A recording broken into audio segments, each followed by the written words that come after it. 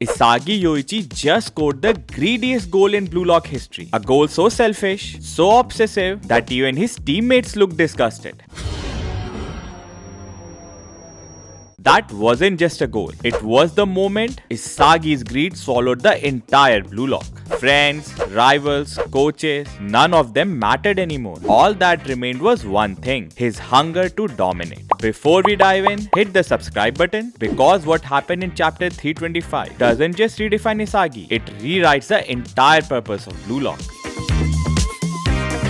The final minute against Nigeria opens with Henry's trembling voice. Isagi-kun, what is he trying to do? And for good reason. Everyone was shocked, even sickened, because that greedy Isagi was seriously trying to score another goal with only seconds left on the clock. While everyone else thought the game was over, Isagi saw one last chance and he refused to let it go. Right beside him, ran Itoshi, the only one who can keep up with his greed. The two move like twin predators. Rin, pure instinct, Isagi, pure meta vision. Together they shred Nigeria's defense apart like it's nothing. One meta vision, one instinct. This play mirrors Planet Hotline, but this time it's faster, sharper, deadlier. A pure fusion. One meta vision plus one instinct. Karasu joins the sequence, tossing out a snarky, "You're so rough with your barking, Isagi." But Isagi doesn't respond. He's calculating. Every touch, every pass is data for the next experiment. Then comes Bachira Meguru, the wild card, the heart of Blue Lock. Bachira receives the ball,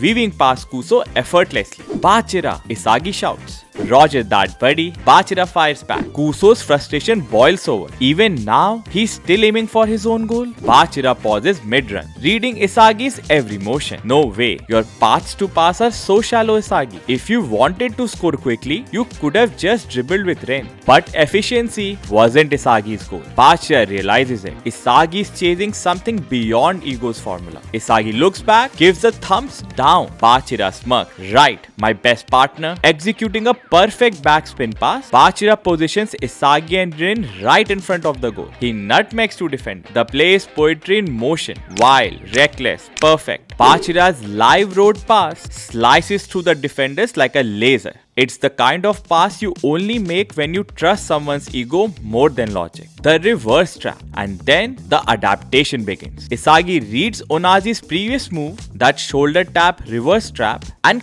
copies it instantly. But instead of in the air, he creates his own ground version, twisting physics to fit his rhythm. Kuso's stunned. Onazi's frozen. How did he adapt that in a single instant? That's the thing. Isagi doesn't copy. He rebuilds. He takes your weapon, recodes it, and fires it back stronger. As he traps the ball and lifts it with a spin, Isagi mutters, "We are not winning by chance. We are winning because we are meant to." And just like that, greed turns to genius. The scissor kick of greed. Back to goal. Two defenders collapsing on him. Isagi raises his arm, creating space, then launches upward. A self-assisted scissor kick. Smoke flares from his twin gun. The ball cuts through the air like a bullet. No spin, no drag, pure straight line death. Even Ego can't believe it. A reverse quick shot, a lateral direct kick. He whispers, eyes wide, because he knows what this means. He's no longer watching his student. He's watching a striker whose greed has outgrown his control. The birth of greed incarnate. When the whistle blows, Japan 4, Nigeria 0. It's not victory, it's coronation. Isagi looks up and says it without words. "Your stimulation isn't enough for me anymore, Ego."